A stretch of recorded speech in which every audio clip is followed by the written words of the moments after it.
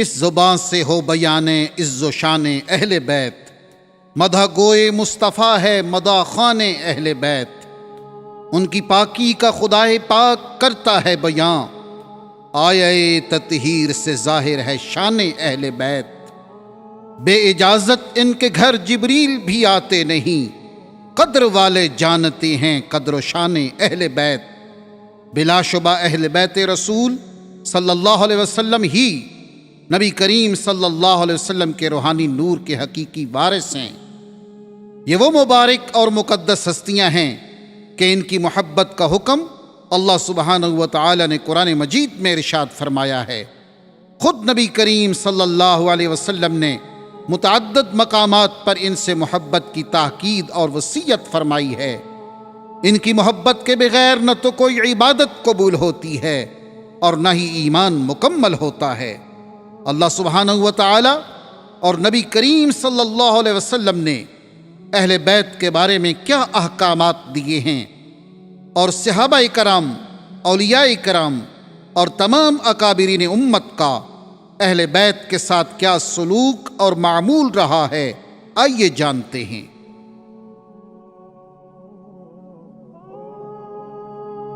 الحمدللہ رب العالمین، وصلی اللہ علی سیدنا محمد وعلی آلہ وصحبہ وسلم اجمعین۔ اہل بیت نبوت وہ مقدس ہستیاں ہیں کہ جس طرح نبی کریم صلی اللہ علیہ وسلم تمام انبیاء و رسل کے سردار ہیں، اسی طرح رسول اللہ صلی اللہ علیہ وسلم کے اہل بیت بھی تمام انبیاء و رسل کے اہل بیت کے سردار ہیں۔ اللہ سبحانہ و تعالی نے اپنے نبی صلی اللہ علیہ وسلم کے اہل بیت سے محبت کا حکم قرآن کریم میں ارشاد فرمایا، قُلْ لَا أَسْأَلُكُمْ عَلَيْهِ أَجْرًا إِلَّا الْمَوَدَّةَ فِي الْقُرْبَى۔ اے نبی صلی اللہ علیہ وسلم، آپ فرما دیجئے کہ میں اس تبلیغ رسالت پر تم سے کوئی اجرت نہیں مانگتا، ہاں اتنا مانگتا ہوں کہ میرے اقربا سے محبت کی جائے۔ طریقہ برہانیہ کے شیخ طریقت امام اہل بیت سیدی امام فخر الدین شیخ محمد عثمان عبدو البرہانی اپنی کتاب انتصار الاولیاء الرحمن میں فرماتے ہیں کہ جب یہ آیت نازل ہوئی تو صحابہ نے عرض کیا، یا رسول اللہ، آپ کے اقربا کون ہیں جن کے حق میں آیت نازل ہوئی ہے؟ فرمایا، علی، فاطمہ اور ان دونوں کے شہزادے حسن و حسین ہیں۔ 10 ہجری میں جب نجران کے عیسائیوں کا وفد رسول اللہ صلی اللہ علیہ وسلم کے پاس آیا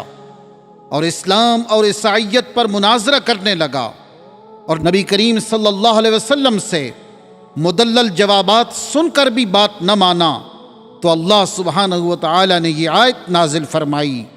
فَقُلْ تَعَالَوْا نَدْعُ أَبْنَاءَنَا وَأَبْنَاءَكُمْ وَنِسَاءَنَا وَنِسَاءَكُمْ وَأَنفُسَنَا وَأَنفُسَكُمْ ثُمَّ نَبْتَهِلْ فَنَجْعَلْ لَعْنَةَ اللَّهِ عَلَى الْكَاذِبِينَ۔ اے محبوب کریم صلی اللہ علیہ وسلم، آپ فرما دیں کہ آ جاؤ، ہم اپنے بیٹوں کو اور تمہارے بیٹوں کو اور اپنی عورتوں کو اور تمہاری عورتوں کو اور اپنے آپ کو بھی اور تمہیں بھی ایک جگہ پر بلا لیتے ہیں، پھر ہم مباہلہ یعنی گڑ گڑا کر دعا کرتے ہیں اور جھوٹوں پر اللہ کی لعنت بھیجتے ہیں۔ جب مباہلہ کا حکم سنایا گیا اور یہ بات طے ہو گئی کہ عیسائی اپنے اہل و عیال لے کر آئیں گے اور رسول اللہ صلی اللہ علیہ وسلم اپنے اہل و عیال کے ہمراہ تشریف لائیں گے اور سب مل کر ایک دوسرے کے لیے بد دعا کریں گے، سو جو جھوٹا ہوگا وہ ہلاک ہو جائے، تو نبی کریم صلی اللہ علیہ وسلم نے سیدنا علی، سیدہ فاطمہ الزہرا اور سیدنا امام حسن اور سیدنا امام حسین رضی اللہ تعالی عنہما کو بلایا اور فرمایا، اللہم ہؤلاء اہلی، یا اللہ یہ میرے اہل بیت ہیں۔ جب عیسائیوں نے ان روشن چہرے والی بابرکت ہستیوں کو آتے دیکھا تو آپس میں کہنے لگے کہ یہ تو ایسے چہرے ہیں کہ اگر یہ اللہ کے نام پر قسم کھا لیں اور وہ پہاڑوں کو اپنی جگہ سے ہٹا دے تو وہ ضرور ہٹا دے گا، اگر انہوں نے ہمارے خلاف بد دعا کر دی تو ہم ہلاک ہو جائیں گے، اور عیسائیوں کا نام و نشان مٹ جائے گا، لہٰذا وہ مباہلہ کرنے سے باز آئے اور آپ صلی اللہ علیہ وسلم سے صلح کر کے چلے گئے۔ اہل بیت کرام وہ پاکیزہ ہستیاں ہیں کہ ان کی پاکیزگی کو خود اللہ سبحانہ و تعالی نے قرآن کریم میں ارشاد فرمایا ہے، انما یرید اللہ لیذہب عنکم الرجس اہل البیت ویطہرکم تطہیرا۔ اللہ یہی چاہتا ہے کہ اے رسول صلی اللہ علیہ وسلم کے اہل بیت کہ تم سے ہر قسم کی ناپاکی دور کر دے اور تمہیں کامل طہارت سے نواز کر بالکل پاک صاف کر دے۔ اسی آیہ تطہیر کے بارے میں ام المؤمنین سیدہ ام سلمہ رضی اللہ تعالی عنہا بیان فرماتی ہیں کہ یہ آیات جب نازل ہوئیں تو نبی کریم صلی اللہ علیہ وسلم میرے پاس تشریف فرما تھے۔ آپ صلی اللہ علیہ وسلم نے سیدہ فاطمہ الزہراء، سیدنا امام حسن، سیدنا امام حسین رضی اللہ تعالی عنہم کو بلایا اور انہیں اپنی مبارک چادر میں ڈھانپ لیا، اور سیدنا امام علی رضی اللہ تعالی عنہ آپ کی پشت مبارک کے پیچھے بیٹھے تھے۔ آپ صلی اللہ علیہ وسلم نے انہیں بھی اپنی چادر میں چھپا لیا، پھر فرمایا اللہم ہؤلاء اہل بیتی، اے اللہ یہ میرے اہل بیت ہیں، فاذہب عنہم الرجس وطہرہم تطہیرا، اور ان کی ناپاکی کو دور فرما دے اور انہیں اچھی طرح پاک کر دے۔ رسول اللہ صلی اللہ علیہ وسلم نے خود بھی ہمیشہ اپنے صحابہ کرام رضوان اللہ تعالی اجمعین اور ساری امت کو اہل بیت سے محبت اور ان کی تعظیم و تکریم کا حکم دیا ہے۔ ارشاد فرمایا اللہ سے محبت کرو کیونکہ وہ تمہیں اپنی نعمتیں عطا کرتا ہے، اور مجھ سے محبت کرو اللہ کی محبت کی وجہ سے، اور میری اہل بیت سے محبت کرو میری محبت کی وجہ سے۔ اور اپنی اہل بیت سے محبت کا یہ حکم نبی کریم صلی اللہ علیہ وسلم نے ہمارے ہی فائدے کے لیے دیا ہے، کیونکہ اس محبت میں ہمارے ہی ایمان کی تکمیل اور حفاظت ہے۔ نبی کریم صلی اللہ علیہ وسلم نے فرمایا واللہ لا يدخل قلب رجل الایمان، اللہ کی قسم کسی دل میں ایمان اس وقت تک داخل نہیں ہو سکتا حتی یحبہم للہ ولقرابتہم منی، جب تک وہ اللہ کی خاطر اور میری قرابت کی وجہ سے میرے اہل بیت سے محبت نہ کرے۔ اور وہ شخص جس کا دل اہل بیت کی محبت سے خالی ہو، وہ بظاہر جتنا مرضی نیک ہو اور جتنی مرضی عبادت کر لے، اللہ کو نہ تو اس کا ایمان قبول ہے اور نہ ہی اس کے سجدوں کی کوئی پرواہ ہے۔ نبی کریم صلی اللہ علیہ وسلم نے فرمایا اگر کوئی شخص حجر اسود اور مقام ابراہیم کے درمیان نماز پڑھے اور روزہ رکھے اور پھر اللہ سے اس حالت میں ملاقات کرے کہ وہ اہل بیت رسول سے بغض رکھتا ہو تو اللہ اسے جہنم میں داخل کر دے گا۔ اور اہل بیت کی محبت اتنا اہم اور ضروری معاملہ ہے کہ آپ صلی اللہ علیہ وسلم نے ان کی محبت کو اولاد کی تربیت میں شامل کرنے کا حکم فرمایا ہے۔ ارشاد فرمایا ادبوا اولادکم علی 3 خصال، اپنی اولاد کو 3 چیزیں سکھاؤ، حب نبیکم، اپنے نبی کی محبت، وحب اہل بیتہ، نبی کریم صلی اللہ علیہ وسلم کے اہل بیت کی محبت، وقراءۃ القرآن، اور قرآن پڑھنا سکھاؤ۔ یہی وجہ ہے کہ تمام صحابہ کرام، تبع تابعین، ائمہ اعظام اور اولیاء کرام رضوان اللہ علیہم اجمعین ہمیشہ اہل بیت اطہار سے محبت اور ان کی تعظیم و تکریم کرتے رہے اور اس کا درس دیتے رہے۔ طریقہ برہانیہ کے شیخ طریقت امام اہل بیت سیدی امام فخر الدین شیخ محمد عثمان عبدو البرہانی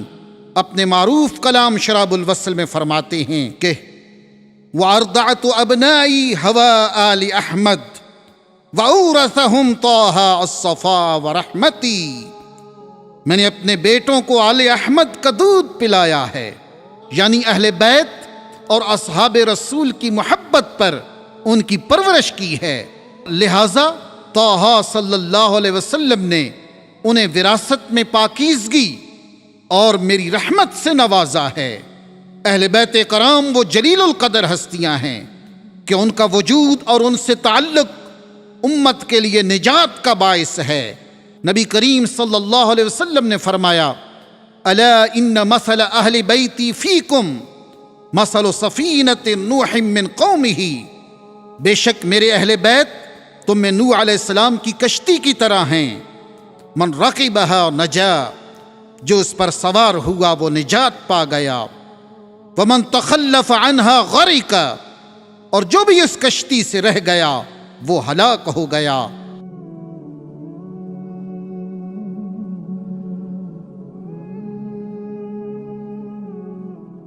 یہی وجہ ہے کہ جب دین اسلام کی کشتی کو باطل کے طوفانوں کا سامنا ہوا تو اہل بیت ہی تھے جنہوں نے اپنی جانوں کو قربان کر کے دین کی حرمت کو بچایا۔ قرآن کریم میں اللہ سبحانہ و تعالی نے ارشاد فرمایا، وَفَدَيْنَاهُ بِذِبْحٍ عَظِيمٍ، اور ہم نے ایک بہت بڑی قربانی کے ساتھ اسماعیل کا فدیہ دے دیا۔ سید امام فخر الدین اس آیت کی تفسیر میں فرماتے ہیں کہ یہاں ذبح عظیم سے مراد وہ دمبا نہیں ہے جو جنت سے آیا تھا اور جسے سیدنا اسماعیل علیہ السلام کی جگہ ذبح کر دیا گیا تھا، کیونکہ ایک نبی کا بیٹا جو خود بھی نبی ہو، اس کا فدیہ ایک دمبا کیسے ہو سکتا ہے؟ اور پھر اللہ نے اس کے ساتھ عظیم کی صفت بھی لگائی ہے،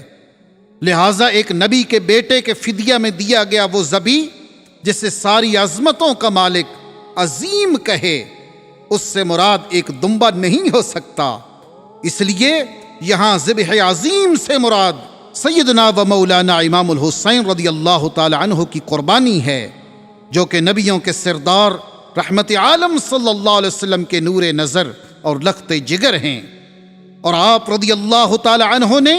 سیدنا اسماعیل کے فدیے کے طور پر اپنی قربانی پیش کی۔ اسی وجہ سے سیدنا امام الحسین رضی اللہ تعالی عنہ کو نبی کریم صلی اللہ علیہ وسلم سے ایک خاص نسبت ہے، اور نبی کریم صلی اللہ علیہ وسلم نے سیدنا امام حسین رضی اللہ تعالی عنہ کی اپنی ذات مبارکہ سے ایسی نسبت، تعلق اور محبت کا اظہار کرتے ہوئے فرمایا، حسین منی وانا من حسین، حسین مجھ سے ہے اور میں حسین سے ہوں۔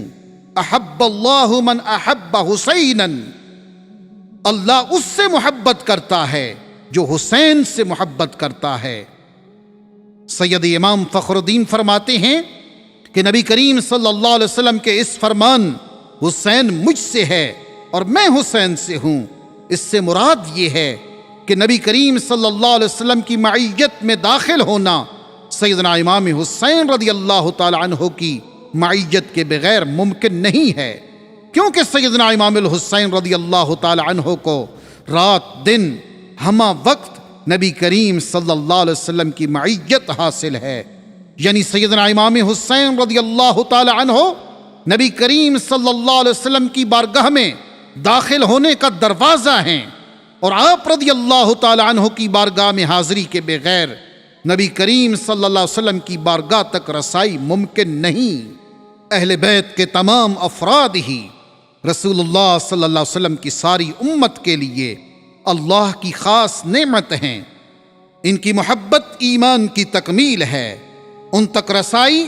رسول اللہ صلی اللہ علیہ وسلم تک رسائی ہے، ان سے تعلق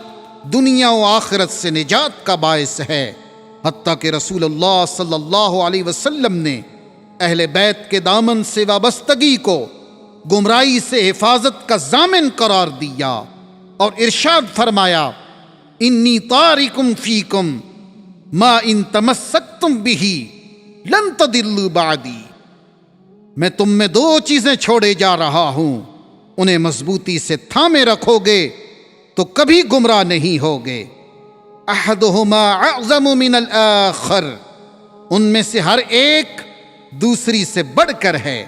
کتاب اللہ حبل ممدود من السماء الى الارض، ایک کتاب اللہ ہے جو آسمان سے زمین کی جانب لٹکی ہوئی رسی ہے، وعطرتی اہل بیتی، اور میری آل یعنی میرے اہل بیت ہیں، وَلَن يَتَفَرَّقَا حَتَّى يَرِدَ عَلِيَّ الْحَوْض، یہ دونوں ایک دوسرے سے کبھی جدا نہیں ہوں گے حتیٰ کہ مجھے حوض پر ملیں گے۔ فَانظُرُوا كَيْفَ تَخْلُفُونِي فِيهِمَا، لہٰذا تم اس بات کا دھیان رکھنا کہ میرے بعد تم ان کے ساتھ کیا معاملہ کرتے ہو۔ اہل بیت سے متعلق نبی کریم صلی اللہ علیہ وسلم کا یہ فرمان اور اپنی امت کو یہ وصیت کم و بیش 23 معتبر کتب احادیث میں موجود ہے۔ اس کے باوجود اس حدیث کو نظر انداز کیا جاتا ہے۔ اہل بیت کا دامن تھامے رکھنے کا یہ حکم قیامت تک کے لیے ہے، کیونکہ سیدنا امام مہدی اہل بیت سے ہوں گے۔ ان کے آنے تک اہل بیت کا یہ سلسلہ جاری و ساری ہے۔ اس لیے مولانا احمد رضا خان بریلوی نے فرمایا تھا، تیری نسل پاک میں ہے بچہ بچہ نور کا، تو ہے عین نور تیرا سب گھرانہ نور کا۔ اور اسی طرح نبی کریم صلی اللہ علیہ وسلم کا روحانی نور اہل بیت میں ہی مختلف پشتوں سے ہوتا ہوا سیدنا امام مہدی تک پہنچے گا۔ سیدی امام فخر الدین اپنے معروف کلام شراب الوصل میں فرماتے ہیں، ولی فی ابن آمنۃ وصیۃ وارث وفینا یکون الاختلاف تعاقب، میرے ہی پاس آمینہ کے بیٹے میں وصیت ہے، ہم ہی میں ایک کے بعد ایک میں خلافت منتقل ہوگی۔ یہاں آمینہ سے مراد سیدنا امام مہدی کی والدہ سیدہ آمینہ اور آمینہ کے بیٹے سے مراد سیدنا امام مہدی ہیں۔ آج دور حاضر میں اس وصیت رسول صلی اللہ علیہ وسلم پر عمل کرنے اور اہل بیت کے دامن کو مضبوطی سے تھامنے کی ضرورت ہے، کیونکہ اہل بیت رسول صلی اللہ علیہ وسلم قیامت تک پوری امت کے لیے قدوہ اور صاحبان رحمت ہیں، اور تاریخ گواہ ہے کہ جب بھی امت نے اہل بیت کے دامن میں پناہ لی ہے اور ان کے دامن کو مضبوطی سے تھاما ہے تو اللہ سبحانہ و تعالی نے امت کو سرفرازیوں اور بلندیوں سے نوازا ہے۔ اور آج ضرورت اس امر کی ہے